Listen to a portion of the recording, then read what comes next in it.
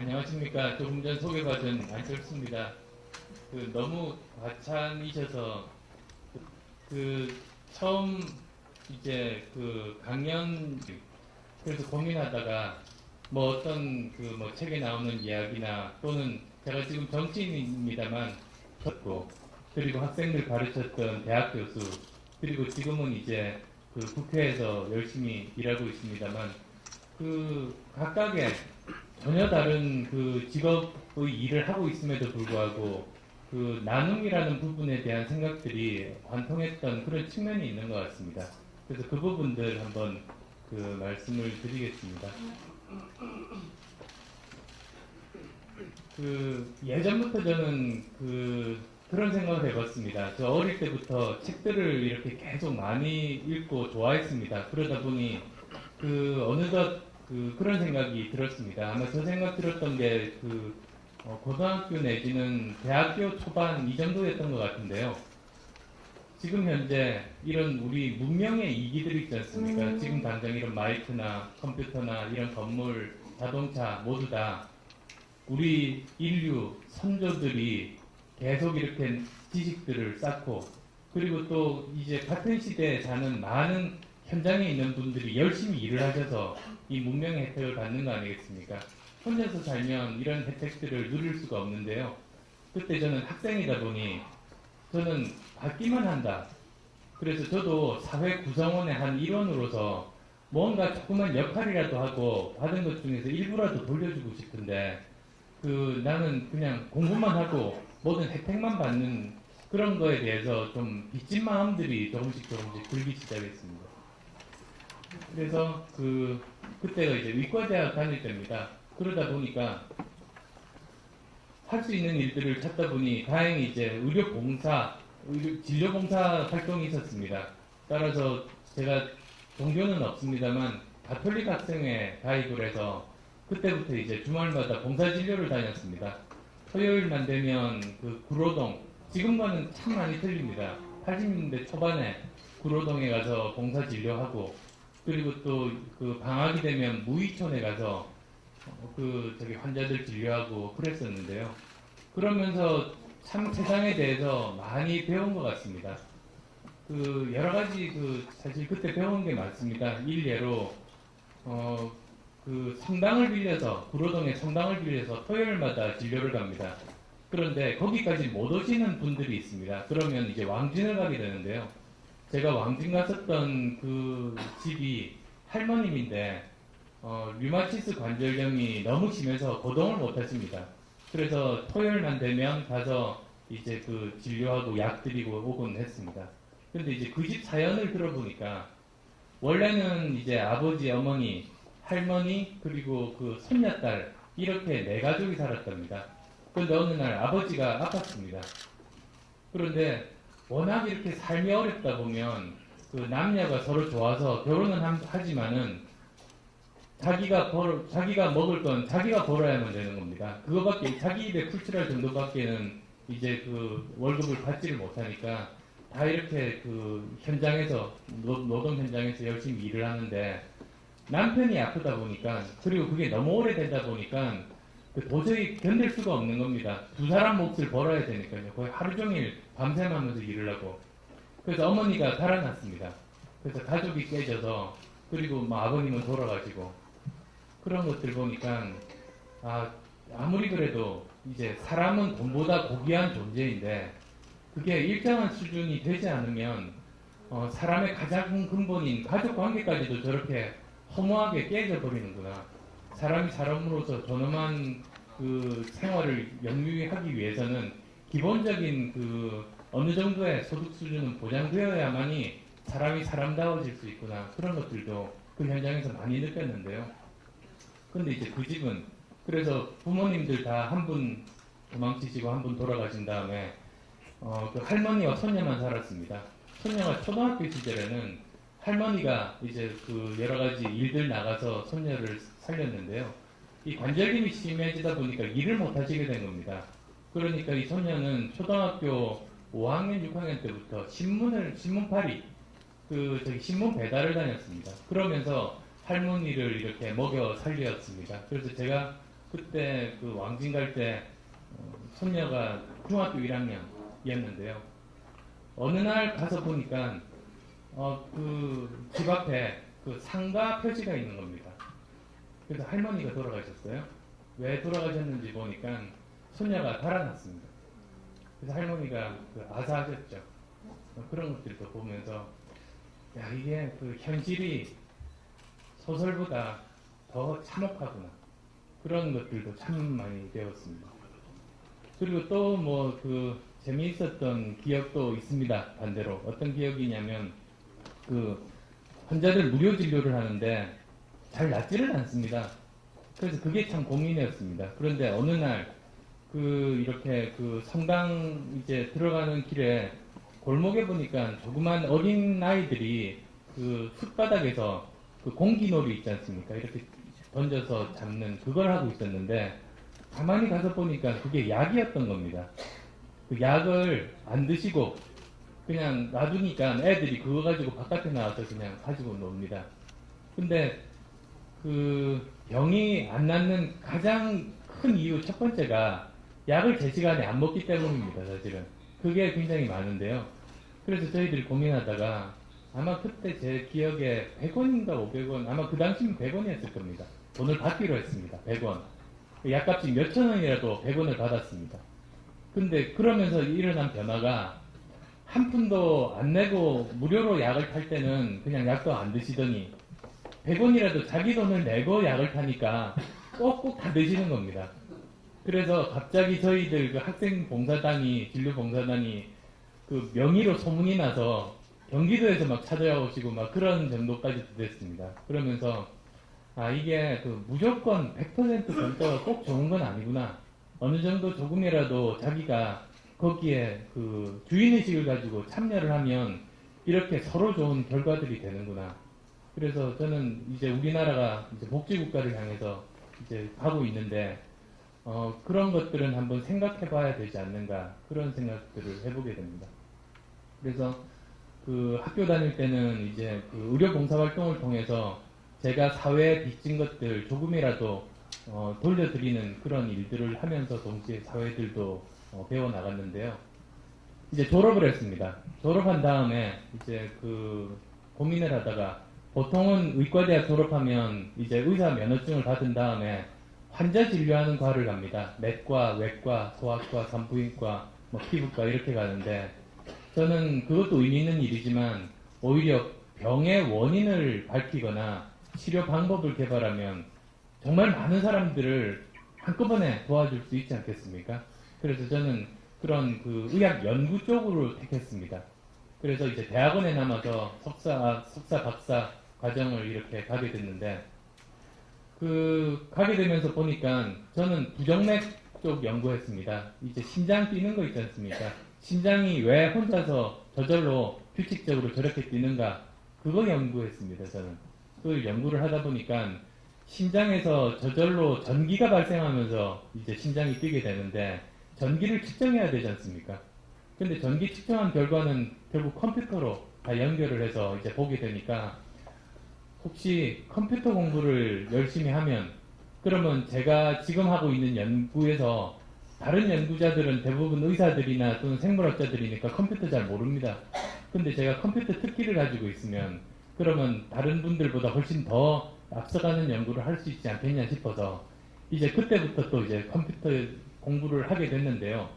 마침 컴퓨터 공부를 어느 정도 끝날 시점쯤 돼서 컴퓨터 바이러스가 이제 한국에 발견이 됐습니다. 그때가 이제 1988년 올림픽 있던 그 해입니다. 지금으로부터 만 25년 전. 그래서 보면서 이 컴퓨터 바이러스가 피해가 정말로 심각한데 아무도 이 치료 방법을 개발을 하지를 않는 겁니다. 근데 제가 분석해 보니까 할 수 있겠다 싶어서 이제 개발했습니다. 그래서 이제 그 백신 프로그램을 만들어서 배포를 했습니다. 그게 이제 그 처음에는 백신이라고 했고 그 다음에 버전업을 거쳐서 이제 백신 3까지 왔습니다. 그게 줄여서 V3. 지금도 25년 동안 한 소프트웨어가 그렇게 명맥이 길 줄은 사실은 그때는 상상을 못했습니다만 그게 이제 그때 시작이 된 겁니다. 근데 어쨌든 저는 의학자로서 박사과정 학생이었습니다. 그때가 88년이니까. 그냥 한번 만들고 저는 다시 원래 심장 연구하는 쪽으로 돌아가서 심장 연구를 계속 하고 있었을 텐데요. 갑자기 또 그 연락이 왔습니다. 새로운 바이러스가 발견이 됐다는 겁니다. 그러면서 저보고 그전 바이러스도 치료제를 만들었으니 이번 것도 좀 만들어 주시오, 고쳐 주시오. 우리나라 거의 전체 컴퓨터가 엄청나게 많이 감염되어 있어서 그때가 이제 예루살렘 바이러스가 나왔습니다. 그리고 다른 말로는 13일의 금요일 바이러스. 예전에 신문에 많이 났었는데요. 그게 발견이 됐는데 이거 빨리 치료해야지 큰일 난다. 고민했습니다. 시간이 없지 않습니까? 제가 박사학위 논문 쓰기도 바쁜데. 그런데 문득 또 다시 그 학생 때 생각이 났습니다. 저도 학생으로서 그냥 저는 공부만 하면 사회가 이렇게 많은 혜택들을 주는 속에서 사실 보호된 속에서 학교를 다니면서 살고 있는데 저도 이 백신 처음에 만들 때는 그렇게 많은 분들이 쓸 줄을 몰랐습니다. 근데 엄청나게 많은 분들이 쓰시고 그 국가적으로도 큰 손해들을 막는 굉장히 의미 있는 일인데 저도 사회구성원의 일원으로서 이것도 제가 역할을 할 수 있는 정말로 좋은 기회 아니겠는가. 근데 문제는 시간이었습니다. 그래서 고민하다가 해야겠다. 그래서 시간을 만들었습니다. 아무리 바빠도 그래서 시간은 절대적인 게 아니라 상대적인 거라는 생각을 그때 하게 됐습니다. 정말로 바쁠 때 뭔가 이렇게 틈틈이 한 가지씩 더 하면 계속 할 수 있지 않습니까? 회사 다닐 때도 그 바쁜 일상 중에서 결심을 해서 운동을 하면 매일 1시간씩 운동을 하면 그 시간이 납니다. 그리고 또 퇴근 후에 뭔가 또 시간을 쪼개서 영어 학원을 다니면 또 그 일도 할 수 있습니다. 그래서 상대적인 것 같습니다. 시간은. 그래서 시간은 만들면 만들어지는 거고 그때 제가 만든 시간이 새벽 시간. 그래서 새벽 3시부터 6시까지 컴퓨터 바이러스 백신 만들고 나머지는 하루 종일 또 의학자로서 열심히 연구 활동하고 그렇게 살았습니다. 그리고 돈 벌겠다는 생각은 꿈에도 없었습니다. 그때 저보고 이거 필수품이니까 돈 주고 다 살 테니까 사업하자는 사람들이 꽤 있었는데요.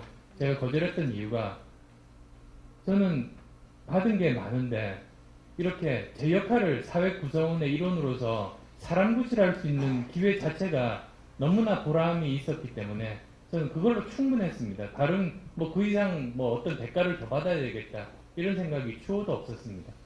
그래서 만들고 무료로 배포하고 하는 생활을 이제 시작했습니다.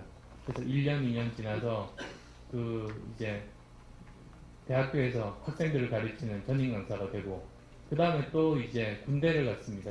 해군 군의관으로 갔습니다. 그래서 처음에 이제 진해작전사령부 소속으로 거기서 이제 열심히 여러 가지 일들도 하면서 그때도 동시에 백신 프로그램도 만들고 그래서 그때 해군 작전사령부에 있는 그 전산본부에서 또 바이러스 갖고 와서 제가 또 고쳐주기도 하고 그러면서 또 군생활도 지났습니다. 그러면서 7년이 흘렀습니다. 그래서 7년 내내 새벽에 3시간은 바이러스 치료하는 일, 나머지 또 하루 종일은 대학원생으로서 의대 교수로서 군의관으로서 열심히 제가 맡은 일들을 하는 그런 삶을 살았습니다. 그런데 이제 둘 중에 하나를 선택해야 될 순간이 온 겁니다. 이제 군대 제대한 다음에 선택을 해야 됐습니다. 둘 중에 하나. 왜냐하면 이제는 다시 의과대학으로 돌아가면서 연구를 본격적으로 이제 시작을 해야 되는 그런 시점이니까 이제는 더 이상 두 가지를 할 수 없다고 생각했고 또 한편으로는 컴퓨터 바이러스가 매년 2배씩 증가해서 군대 제대할 때쯤 되니까 하루 3시간으로는 도저히 못하는 겁니다. 풀타임 하루 종일 해야 되는 그런 일들이 됐습니다. 그러니까 고민하다가 어떤 일이 더 정말 의미 있는 일인가. 이쪽 의사로서의 일은 의사는 저 말고도 많은 분들이 있는데 컴퓨터 바이러스 쪽은 우리나라에 저밖에는 없으니까 저를 더 필요로 하는 분야라는 생각이 들어서 사실 고민 많이 했습니다. 그게 쉽지 않은 고민이었는데요. 6개월 고민하고 의사 포기하고 이제 창업을 하게 됐습니다. 이제 그래서 이 창업을 할 때 요즘은 한 가지 직업만으로 평생을 살 수 없지 않습니까? 그래서 그 많은 분들이 이제 나이 들어서 직업을 새롭게 가진다는 게 그 얼마나 힘든 일인지는 잘 아실 거라고 믿습니다. 저도 이제 몇 번 하다 보니까 젊을 때는 모르겠는데 어느 정도 나이가 들어서 이제 다른 직업을 가질 때는 우선은 체력적으로 힘들고 정신적으로도 사실은 고통스럽고 새로운 전문 분야를 쌓는 것도 힘들고 그리고 또 더구나 그 전에 제가 다른 직업을 하고 있었을 때 쌓아놓은 인맥들, 알고 있던 사람들이 전부 상관이 없어지고 새롭게 사람들을 사귀고 알아나가고 거기서의 문화를 익혀야 되는 겁니다. 그게 정말로 고통스럽습니다. 정말로 힘든 일이긴 합니다. 그런데 장점이 있습니다. 오히려 유일한 장점. 그게 뭐냐면 그 일만 평생 해왔던 분들은 어느 정도 이제 그 익숙하다 보니까 당연한 거 있지 않습니까? 그냥 중요한 일들에 대해서도 그냥 상식적으로 통용되는 거에 대해서 별로 고민을 안 합니다. 그냥 그러려니 하고 그냥 일을 하는데 새롭게 나이가 들어서 그 분야에 처음 들어가신 분들은 그 분야에서 통용되는 상식들에 대해서도 새로운 시각으로 바라보고 그걸 자기 시각으로 새롭게 정리를 하면서 그 차별화가 될 수 있는 그 기회를 가질 수 있습니다. 그게 사실 어떻게 보면 굉장히 큰 선물이라고 볼 수 있는데요. 저 경우에도 그랬습니다. 평생 혼자서 전문가로만 살았지 않습니까? 의대 교수였었고 그리고 컴퓨터 전문가 프로그래머였으니까 저 혼자만 일을 하면 됐습니다. 그래서 저 혼자 열심히 노력을 하면 제가 실력이 쌓이고 그 결과로 노력한 만큼 제가 그 결과에 책임을 지는 그게 이제 전문가로서의 삶인데 회사를 만들고 경영을 해야 됩니다. 그러면 이제 생각해 봤습니다. 그래서 제가 몇 가지 이제 가장 기본적인 것들을 나름대로 생각을 정리를 했는데 첫 번째는 너무나 상식적인 겁니다. 사람들이 왜 같이 모여서 일을 할까? 저는 평생 저 혼자만 일해도 됐었는데 그래서 생각해 보니까 어쩌면 사람들이 함께 모여서 일을 하는 이유는 한 사람이 이룰 수 없는 큰 규모의 그리고 더 큰 의미의 일들을 함께 모여서 만들어가기 위함이 아니겠는가 그렇게 생각들을 이제 정리를 할 수 있었고 그리고 또 이제 두 번째로는 도대체 기업이라는 게 제가 만들려고 창업하려고 하는 기업이라는 게 우리 자본주의 사회에서 어떤 의미가 있는가 생각을 해봤습니다. 그런데 그 어떤 것의 의미에 대해서 가장 잘 알 수 있는 방법은 반대로 질문하는 것 같습니다. 예를 들어서 내가 우리 가족에게 어떤 의미를 가진 사람인가를 알려면 반대 질문하면 됩니다. 만약에 내가 이 세상에 없었다면 우리 가족은 무엇을 잃어버리는가? 그렇게 생각하면 되는 거 아닙니까? 그래서 아무리 고민해도 봐도 별 차이가 없다. 그러면 참 그건 곤란한 노릇 아닙니까? 내가 가족에게 아무런 의미가 없는 사람이라는 말이니까. 그래서 이제 한번 생각해 봤습니다. 제가 알던 그때는 경영을 전혀 모르던 상황이어서 디즈니사를 떠올려 봤습니다. 제가 어릴 때도 그 디즈니 만화 보면서 굉장히 재밌어하고 그랬었기 때문에 생각해 보면 디즈니라는 회사 자체도 정말로 좋은 회사지만 만약에 이 세상에 디즈니가 없었다면 지금 자라나는 어린이들이 가진 뭐 공주에 대한 꿈이라든지 뭐 옛날 그런 뭐 미키마우스를 비롯해서 그런 것들을 모르고 자라났을 겁니다. 그러니까 이 어린아이들이 자라나면서 가질 수 있는 이런 풍요로운 삶이나 꿈들의 한 부분을 잃어버리게 되는 겁니다. 만약에 그 회사가 없었다면. 그걸 생각해 보니까 이 회사라는 게 단순히 어떤 뭐 돈만 벌고 그러는 것이 아니라 이 함께 살아가는 사회를 풍요롭게 만들 수 있는 그런 존재구나. 만약에 그렇다면 제가 그 의사, 의학 박사, 의대 교수 전부 다 버리고 이제 그걸 희생하고 새롭게 시작하는 이 일이니까 나는 한다면 만약에 이 안연구소라는 회사가 우리나라에 존재하지 않았다면 우리나라가 뭐 하나를 잃어버릴 정도의 의미 있는 그런 회사를 만들 수 있으면 좋겠다. 그렇게 이제 생각을 했습니다. 그리고 또 이제 세 번째로는 기업의 목적이 수익 창출이라는 게 이제 일반적인 상식인데 저 부분이 이해가 잘 안 됐습니다. 저는 왜 그러냐면 뭐 하나 예를 들어서 이렇게 보면 되겠습니다. 어떤 그 사람이 새롭게 빵집을 열려고 합니다. 그래서 뭐 예를 들면 뭐 누가 좋을까? 김탁구 씨가 이제 빵집을 만들려고 합니다. 그래서 이 사람이 올해 고민했던 굉장히 맛있는 레시피를 개발을 했고, 이제 그걸 바탕으로 해서 이제 빵집을 열었습니다.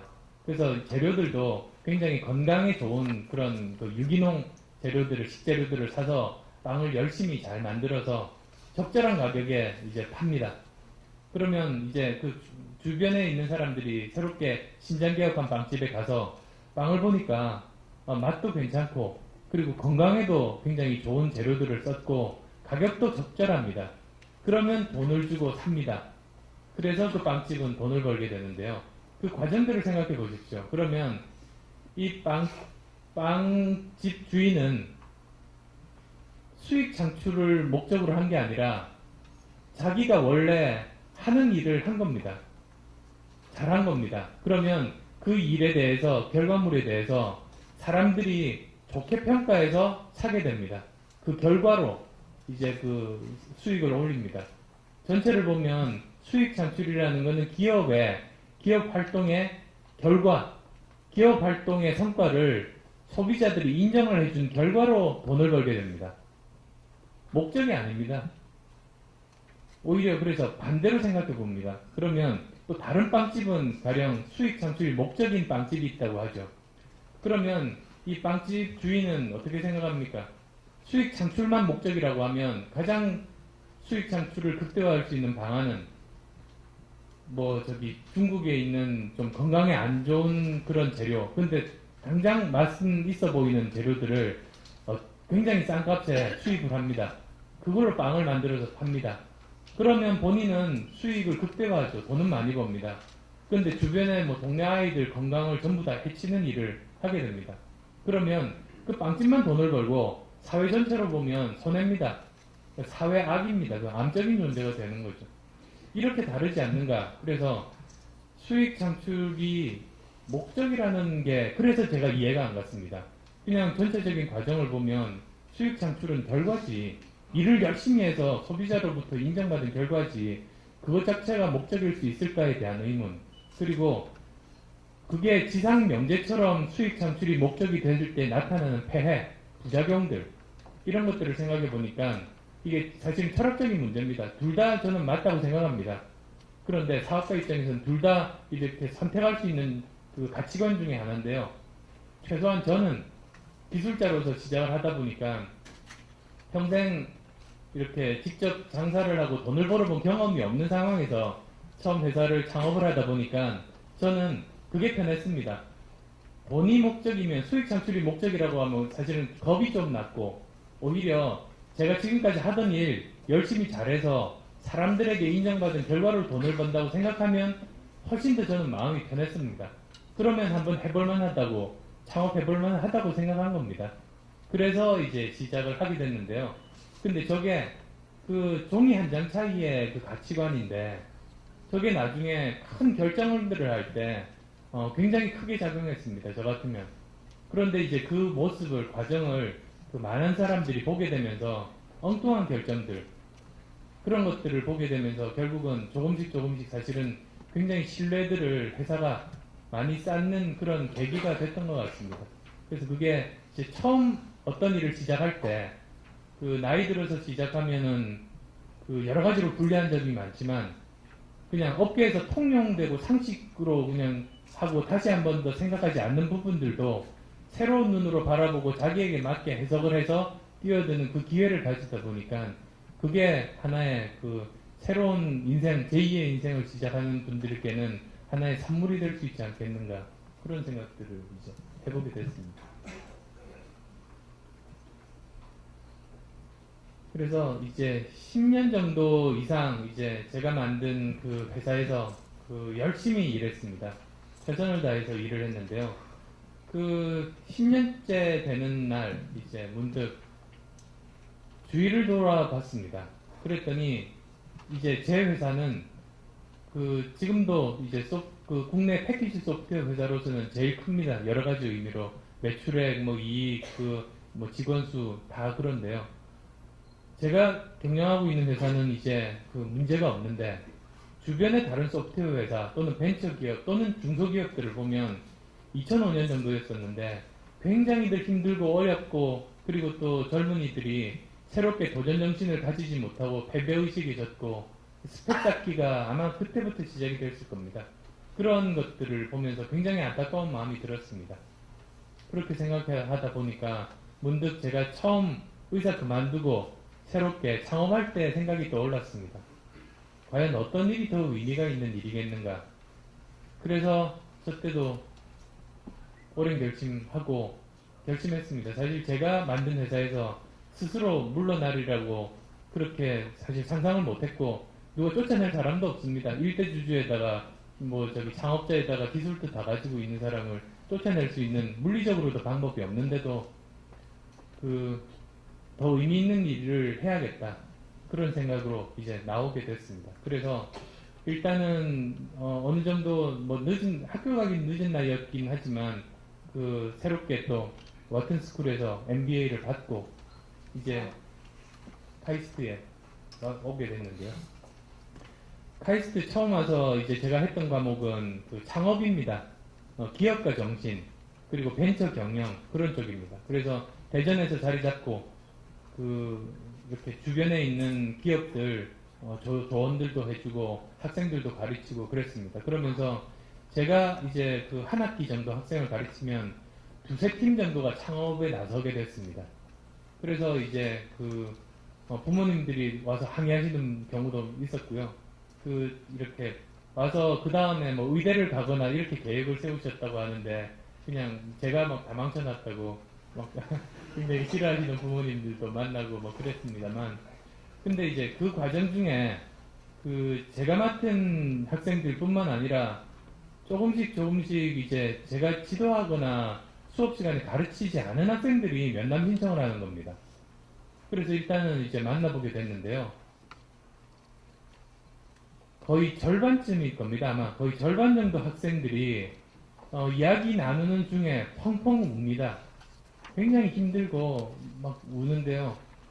그래서 처음에는 제가 약간 당황해가지고 한편으로는 아니 왜 자기 지도교수한테 가서 울어야지 왜 나한테 와서 우느냐 이런 생각도 들면서 이제 이야기들을 듣게 됐는데 정말 가슴 아픈 이야기들 많습니다. 근데 보시면 중고등학생들이 성적 때문에 자살하지 않습니까? 어른들이 보면 저것 때문에 자살하나 안타까운 마음이지만 그 학생이 그 상황에서는 이게 자기 인생의 모든 거입니다. 그래서 그걸 견디지 못하고 이제 안타깝게 자살도 하는데요.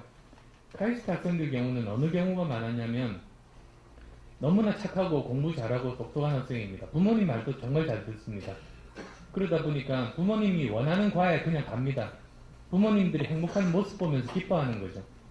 근데 2학년 후반, 3학년 정도 돼서 갑자기 고민이 생깁니다. 왜냐하면 해보니까 부모님이 원해서 간 이 전공이 적성에 안 맞습니다. 자기가 이것 가지고 평생 살아갈 자신이 없어요.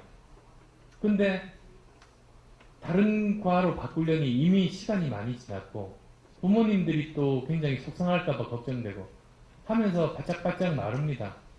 그러면서 굉장히 불행해져요. 그런 학생들이 생각보다 정말로 많습니다. 그래서 그런 모습들을 보면서 저런 학생들에게 조금만 이런 도움이라도 됐으면 좋겠다. 그래서 나름대로 여러 가지 조언들도 해주고 했는데요. 1년쯤 지나니까 카이스트 바로 옆이 충남대입니다. 충남대 학생들이 찾아오기 시작했습니다. 그래서 또 이제 충남대 학생들 고민은 또 좀 다릅니다. 그래서 이제 그 학생들과 이야기를 하다 보니 너무너무 안타까운 겁니다. 영어로 심퍼티와 엠퍼티 차이 아시죠? 둘이 그냥 동정으로 같이 생각하시는 분들도 많습니다. 근데 굉장히 틀립니다. 심퍼티는 심이라는 게 유사해지는 겁니다. 그래서 심퍼티는 동정입니다. 말 그대로. 다른 사람의 아픔을 자기 머리로 이해하는 겁니다. 그래서 이야기 들어보니까 정말로 안 됐다. 참 안타깝다. 그렇게 머리로 이해하는 겁니다. 그게 이제 심퍼티고요. 엠퍼티는 M은 거의 그 하나가 된다는 그런 뜻이지 않습니까? 머리가 아니라 가슴으로 느끼는 겁니다. 그래서 그거는 이제 동정이라고 안 그러고 공감이라고 하는 번역이 더 맞을 겁니다. 공감하는 겁니다. 그래서 그 학생들하고 이야기를 나누다 보니까 처음에는 제가 이렇게 나름대로 조언을 했는데요. 카이스트 학생들은 잘 이렇게 그 설득이 되고 잘 됐는데 충남대 학생들이 좀 이렇게 이야기하고는 그냥 뭐 좀 쓴웃음 지으면서 갑니다. 그래서 왜 그런가 싶었습니다. 그래서 아예 이렇게 눈높이를 맞추고 무릎을 꿇고 눈높이를 맞추고 그 학생 눈 보면서 어떤 마음인지를 이렇게 들었습니다. 어느 순간에 갑자기 그 사람의 그 학생의 그 아픔이 마음에 전해지는 겁니다. 저도 막 아프더라고요. 너무 가슴이 아파서 아 도저히 이래서는 안 되겠다는 생각이 들고 그때 이야기를 하니까 전달이 됩니다. 그 학생들한테. 그러니까 어쩌면 그 심퍼티는 머리로 이해한다는 말이 내가 더 위에 더 오래 살고 내가 선생님이고 그런 입장에서 이제 그 저기 공정하는 것이고 엠퍼티는 같은 눈높이에서 그 사람의 아픔을 같이 느끼면서 같이 고민하고 최선을 다해서 그 사람을 어떻게든 그 고통에서 이제 도와주려고 하는 그런 마음들 이해 아닌가 합니다. 그래서 청춘 콘서트가 그래서 시작됐습니다. 그래서 그 원칙이 있었습니다. 그때는 수도권은 일단은 우선순위에서 뒤로 빠졌습니다. 지역 대학이 더 그 저기 기회가 없다 보니까 마침 또 대전이라서요. 예전에 제가 서울에서는 수도권만 다녔습니다. 사실은 왜 그러냐면 이렇게 지방으로 가게 되면 거의 하루가 교통에 소모가 되다 보니까 도저히 시간들을 못 내서 수도권만 다녔는데 저도 모르는 사이에 제가 아는 대한민국은 그 수도권이었던 겁니다. 그것만 대한민국의 그 크기로 제 머릿속에 있었는데 대전에서 대전 시민으로 이제 그 저기 살다 보니까 그때부터는 이제 굉장히 가깝게 갈 수 있는 곳들 공주, 전주, 충주, 청주 그리고 뭐 대구는 KTX로 50분만 해도 가고 그런 쪽을 많이 가기 시작했습니다. 그러면서 우리나라가 이렇게 넓은 나라라는 걸 처음 알았습니다. 그때. 그래서 사실은 저한테는 대전이 그 제가 의식하지 못했던 수도권 중심의 사고에서 벗어나게 해준 굉장히 고마운 곳이기도 합니다. 그래서 거기서부터 이제 지역 대학을 주로 다니기 시작했습니다. 그리고 지역에서도 꼭 지역에서 가장 좋은 대학은 일부러 안 갔습니다. 왜냐하면 예를 들면 부산에서 보통 부산에까지 이제 강의를 가시는 분들은 대부분 부산대학을 갑니다. 그러다 보니까 그 다음 순위의 대학들은 상대적으로 더 기회가 없는 겁니다. 그래서 저는 부산 가면 인제대학, 경성대학 그렇게 갔습니다. 그게 조금이라도 그런 기회의 격차들을 해소하는데 조그만 힘이라도 보탤 수 있지 않을까. 그러면서 이제 청춘 콘서트를 다니면서 많은 학생들과 그 한 사람과 1000명이 교감이 됩니다. 저도 그때 이제 처음 그런 것들을 알게 됐는데요. 그래서 이게 저기 충남대학입니다. 그래서 1800석인데요. 3000명이 와서 자리를 채우고 모자라서 이제 복도 계단에 참부 않고 넘쳐서 이제 저 뒤쪽으로 전부 다 앉아서 3000명 이제 채웠던 그런 광경들인데요. 이제 상호소통이 저렇게 될 수 있다는 것도 이제 저런 경험들을 통해서 조금씩 알게 됐던 소중한 그런 부분들이었습니다. 그리고 이제 서울대로 옮겼습니다. 그래서 서울대로 옮긴 다음에 했었던 부분이 제가 이제 그동안에 이제 열심히 일했던 제 자산들 이제 절반 기부를 해서 재단을 만들었습니다. 그래서 동그라미 재단이라는 것을 만들었는데요. 그래서 지금 이제 열심히 활동하고 있습니다. 주로 이제 기업가들 많이 도와줍니다. 저기도 홈페이지들이 있는데요. 이렇게 각 지역에서 좋은 일 하는 분들에게 지원해 줍니다.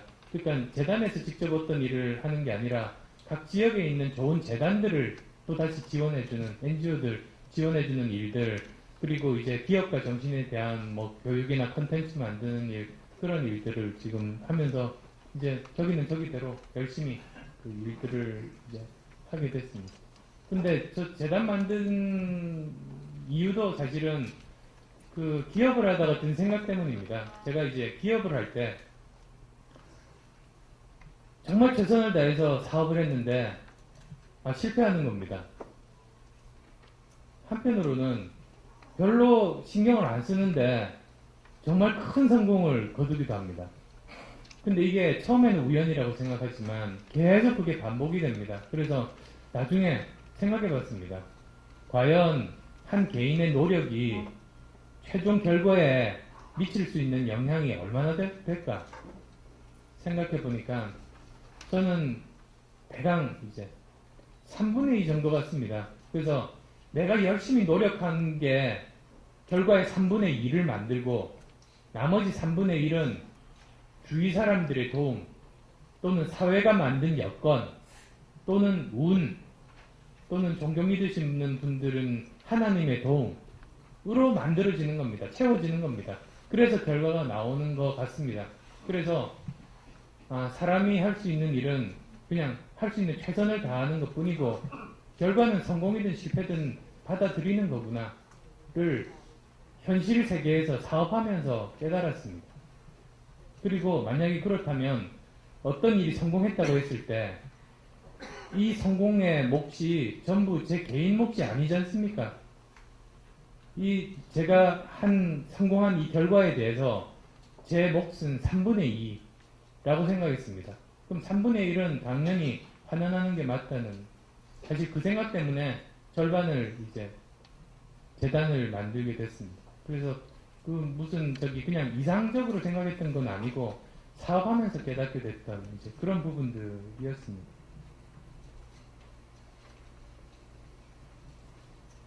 그리고 이제 정치 쪽으로 이제 오게 되면서 그 노원구에서 출마를 하게 됐습니다. 근데 그 노원구가 아시겠습니다만 노원구 중에서도 상계동입니다. 저는 서울에서 가장 열악한 곳입니다. 처음 이제 제가 가면서 이렇게 통계 숫자를 보니까 서울에서 두 번째로 많은 분이 삽니다. 거기서 송파구가 1등, 이제 노원구가 2등.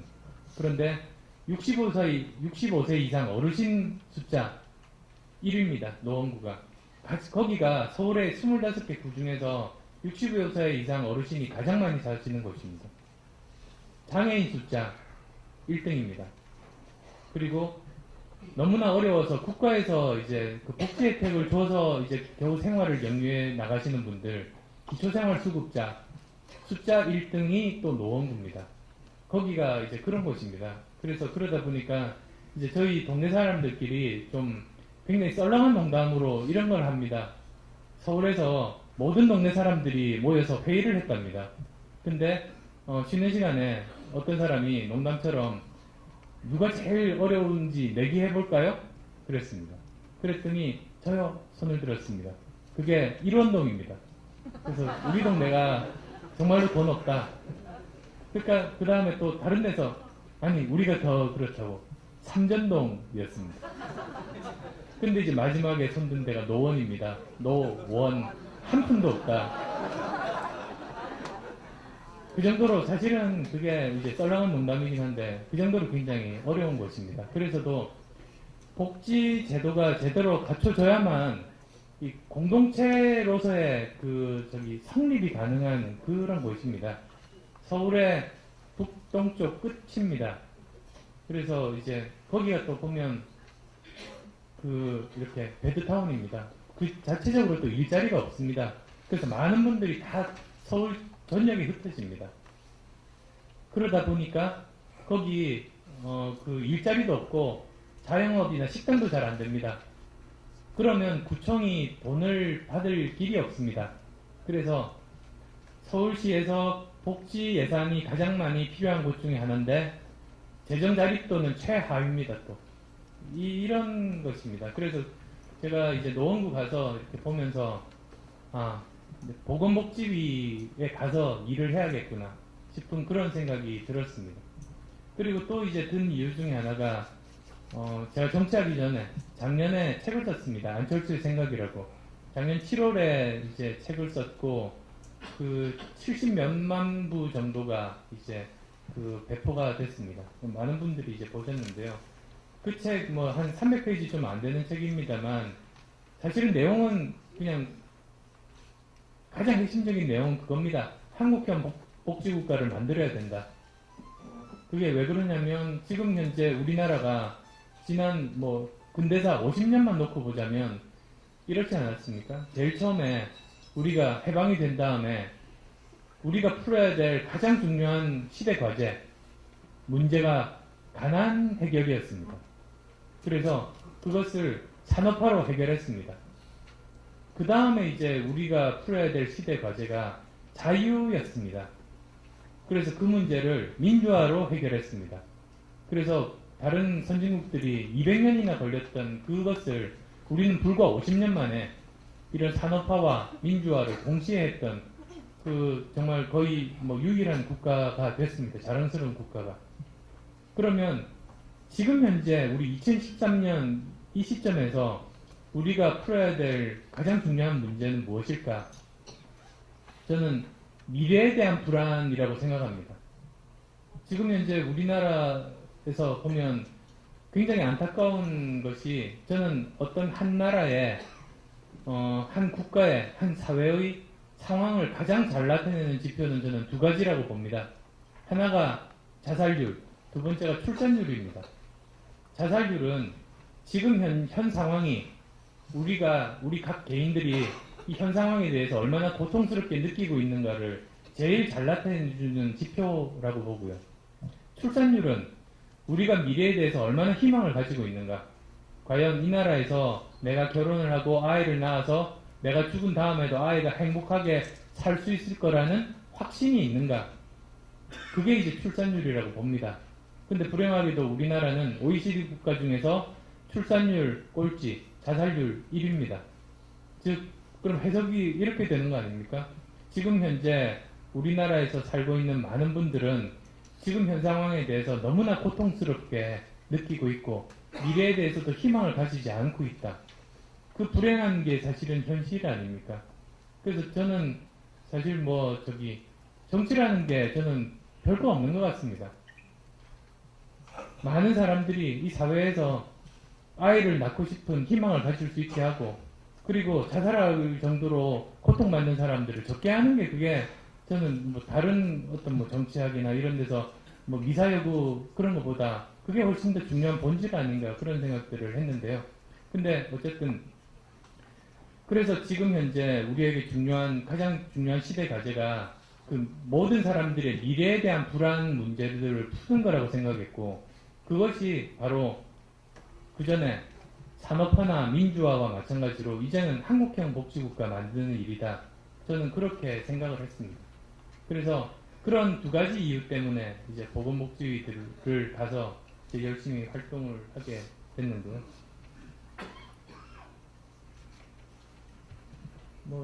시간이 별로 없어서 이거는 다 넘어가고요.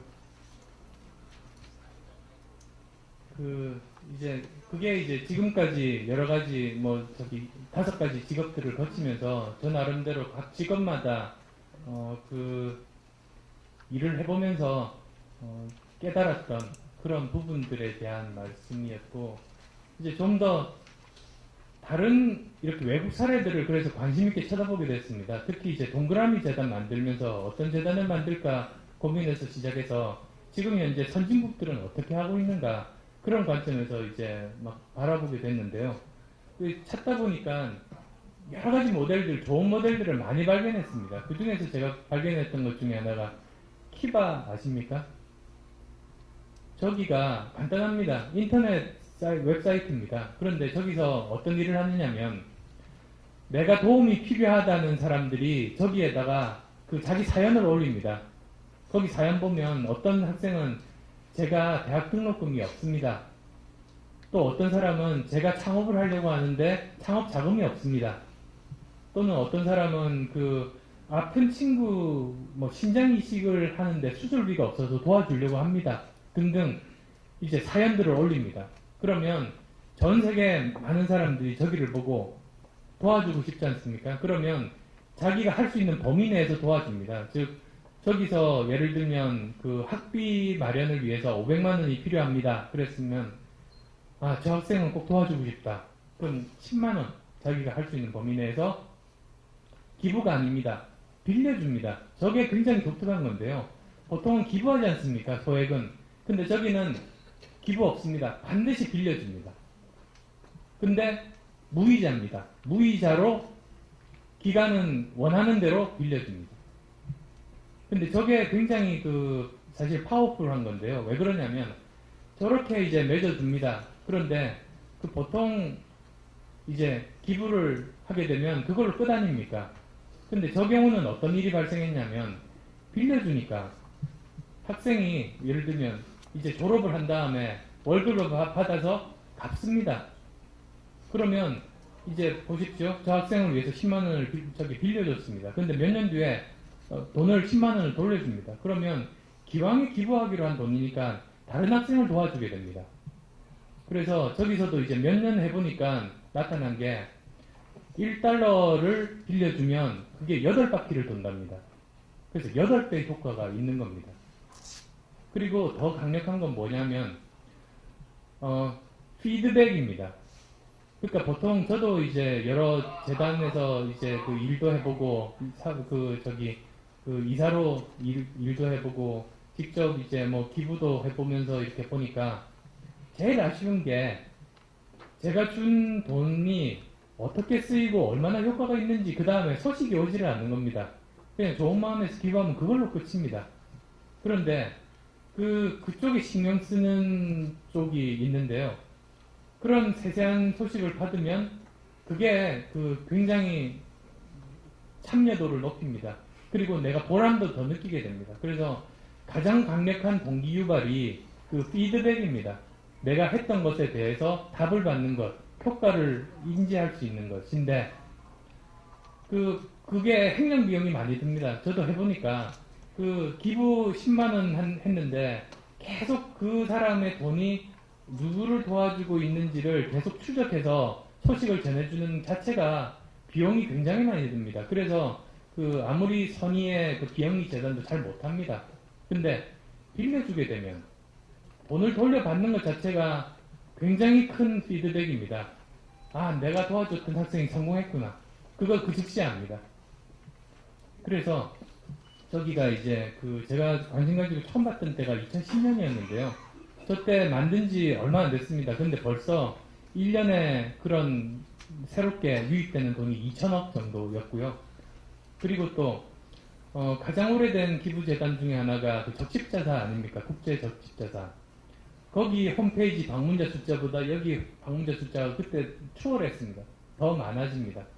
그래서 여기서 이제 저기는 이제 CEO인데요. 대표이사가 2015년까지 1조 원 유입하겠다. 이런 목표 가지고 하고 있습니다. 그 정도로 빨리 갑니다.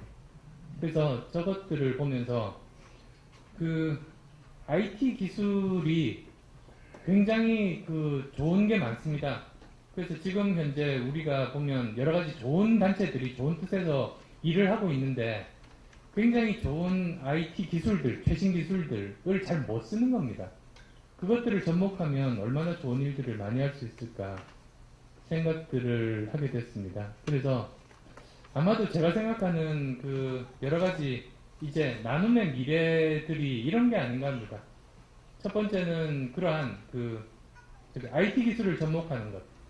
아까 말씀드렸던 키바 CEO가 얼마 전에 인터뷰를 했습니다. 근데 이 사람 말이 나눔 사업의 미래의 키워드가 3가지가 있다. 그게 소셜, 모바일, 펀, 라고 이야기를 한 적이 있습니다. 그건 무슨 뜻이냐면 이제는 단순한 IT 기술만으로 접목하는 수준을 벗어나서 요즘 소셜 네트워크 많지 않습니까? 그래서 소셜 네트워크를 통해서 서로 이렇게 연결되는 저것들을 잘 알리고 모르는 사람들을 연결해주는 그런 일들이 앞으로 대세가 될 거고, 두 번째는 모바일. 이제는 우리나라도 인터넷 접속이 휴대폰이 더 많지 않습니까? 집에서 하는 그 데스크탑 컴퓨터보다. 그러니 이제 언제 어디서나 그 활동에 참여할 수 있게 하는 겁니다. 그리고 세 번째는 근데 중요한 건데 뻔입니다. 요즘 특히 이제 여기도 20, 30대 분들 보이시는 것 같은데요.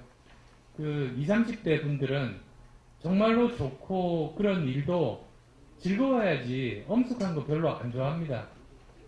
그래서 저기서 이제 생각했던 게 이런 겁니다. 예를 들면 내가 혼자서 어떤 좋은 일을 합니다. 근데 그거를 이제 뭐 연세대학교 학생이라고 하죠. 그러면 연세대 그룹으로 묶습니다. 그럼 그룹이 되고 저쪽에 고대학생들 그룹을 만듭니다. 그러면 이 둘이서 경쟁하는 겁니다. 실시간으로. 그래서 누가 더 이제 기부 활동을 많이 하는지 뭐 어떤 걸 많이 하는지를 실시간으로 이렇게 등수를 매기게 되면 이게 꼭 그 뭐 전자오락 하는 것처럼 이제 막 그 더 재밌어지는 겁니다. 그럼 우리끼리 모여서 이번엔 뭘 하자는 식으로 이렇게 작전 회의도 하게 되고 그러면서 만납니다. 서로 이제 만나서 컴퓨터로만 봤던 사람들 서로 알게 되고 친구가 되고 이제 사업 동료가 되고 그런 쪽으로 이제 가게 되는 걸 이야기를 하는데요. 아직 우리나라는 여러 가지 여건상 그 나눔 사업 하시는 분들이 아직 거기까지 잘 못 가고 있습니다. 아마 기술자들이면 월급 많이 받는 IT 회사 취직하지 여기서 일을 하려 하지 않는 그런 경우도 많겠지만 이제 조금씩 젊은 분들도 많이 바뀌기 때문에 이런 쪽도 하루빨리 도입이 되면 좋겠다는 그런 생각들이고요. 또 두 번째로는 경영입니다. 그러니까 사실은 처음에는 요즘은 이제 익숙한데요. 몇 년 전, 그때가 아마 2005년 요럴 때로 기억이 되는데 그때만 해도 그 비영리 단체의 경영 이렇게 하면 거부감을 오히려 들었습니다. 근데 사실은 그렇지가 않는 게 경영이라는 게 사실은 제한된 그 리소스, 제한된 자원을 가장 효율적으로 써서 최대의 효과를 내는 게 경영 아닙니까? 그러면 사실 비영리 단체가 모금을 해서 이걸 가장 효율적으로 써서 최대한의 효과를 얻어야 됩니다. 그게 경영입니다. 그래서 경영이 돈 버는 게 경영이 아니고 사실은 그러니까 돈 버는 방법을 경영으로 잘못 알고 있는데 경영의 핵심은 제한된 자원을 가장 효율적으로 써서 최고의 효과를 얻는 것. 그러니까 이거야말로 사실 비영리 단체나 재단이 꼭 필요한 겁니다. 그래서도 이제 그런 그 경영 기술의 접목 이런 것들이 이제 활발하게 선진국들은 이루어지고 있습니다. 우리는 아직 제가 보기에 부족합니다. 그리고 또 이제 선순환입니다. 아까 이제 키바 예를 들어드렸는데요. 이제는 어느 정도 세월이 흐르고 역사가 쌓이다 보면 장학금 받던 학생들이 이제는 장학금을 주게 되지 않습니까? 그래서 마찬가지로 이렇게 처음에 혜택 받던 사람들이 수혜자들이 기부자로 되게 만드는 게 굉장히 중요합니다. 그런데 그게 도중에 끊어지면 수혜를 받던 사람들이 한동안 끊어져 있다가 다시 기부자로 되기는 만만치가 않습니다. 그래서 오히려 저는 그렇게 생각합니다. 돈만 기부가 아니지 않습니까? 재능도 기부입니다. 시간도 기부입니다. 예전에 제가 미국에 가서 그때 퍼듀를 갔습니다. 뭐 퍼듀가 유명한 대학이긴 하지만 가보신 분은 아시겠지만 정말 시골에 비행기 몇 번 갈아타고 가야 되지 않습니까? 그래서 참 가기가 만만치 않은데 그 당시에 콘돌리자 라이스였던가? 제가 정확하게는 잘 헷갈리긴 합니다만 그 당시에 장관급의 사람이 거기서 강연을 하는 겁니다. 근데 뭐 졸업생이거나 우연히 왔겠지 하고 그냥 말았습니다. 근데 또 다른 기회에 그때는 또 커뮤니티 칼리지였습니다. 전문대학에 갔는데 거기 또 다른 미국의 장관이 그 멀리 와가지고 강의를 하는 겁니다. 그래서 이게 이상하다. 그러다가 생각한 게 이게 그분들에게 정말 그 미국이라는 나라의 그 저기 강요들 입장에서는 가장 소중한 자원, 자산은 시간 아니겠습니까? 그 사람들에게는 돈보다도 시간이 더 중요한데요. 그 소중한 시간을 시골의 작은 대학에 주러 온 겁니다. 저는 그건 그 사람들 입장에서는 돈보다도 더 의미 있는 기부 같습니다. 그러니까 이런 그 시간 기부, 재능 기부 이런 것들이 저는 더 값어치가 있다. 그래서 이런 기부 나눔을 더 이렇게 넓혀야 된다는 생각들을 하게 됐는데요. 학생들 입장에서도 장학금 받는 학생들이면 그 사람이 받기만 할 것 같지만 사실 그렇지 않습니다. 자기 재능이 있습니다. 예를 들면 스마트폰 굉장히 잘 다루지 않습니까? 대학생. 그러면 오히려 장학금 받는 학생에게 기회를 주는 겁니다.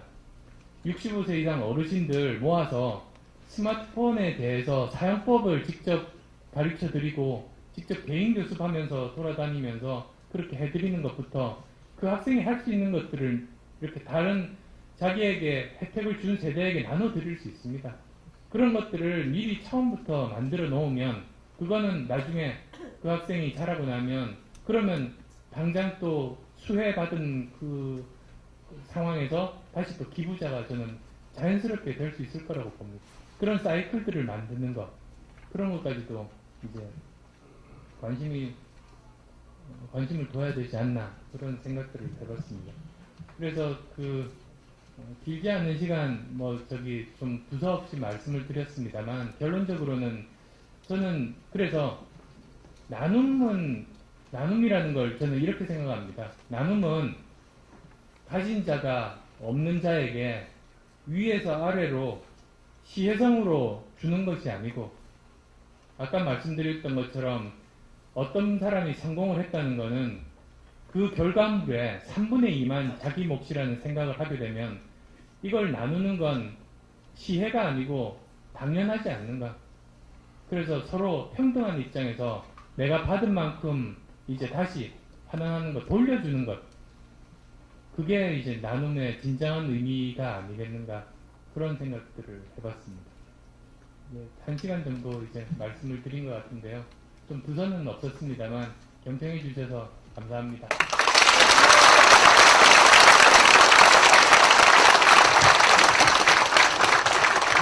감사합니다. 나눔을 연재로 열정적인 강연을 해주신 안철수 의원님께 다시 한번 큰 박수 부탁드립니다.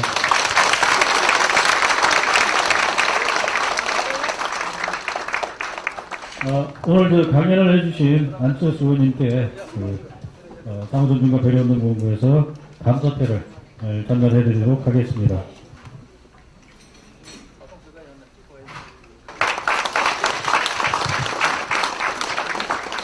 감사패 국회의원 안철수 귀하께서는 모든 사람이 더불어 행복을 누리는 아름다운 세상을 만들기 위한 사단법인 상호존중과 배려운동본부의 제10회 희망포럼에서 나눔의 미래라는 주제의 강연으로 후원하여 주심에 모든 회원들의 마음을 담아 감사패를 드립니다.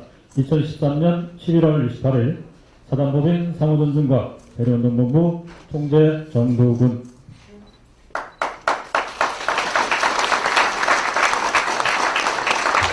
네, 여기 보시겠습니다. 여기요. 여기 보세요.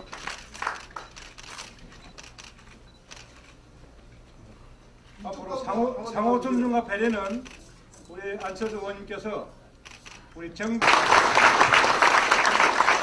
다시 한번 큰 박수 주시기 바랍니다. 네, 감사합니다. 이제 오늘 저희가 마련한 포럼을 끝맺음하고자 합니다. 끝맺음은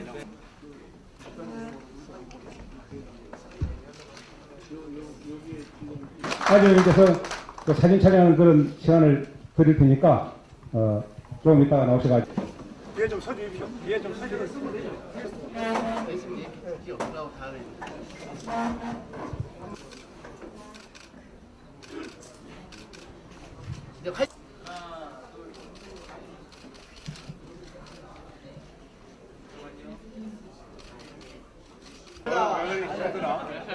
여기 보시고요. 하나, 둘.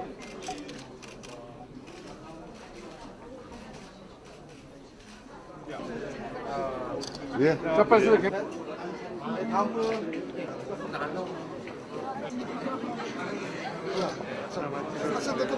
손으로 숫자를 좀 내려주시고요.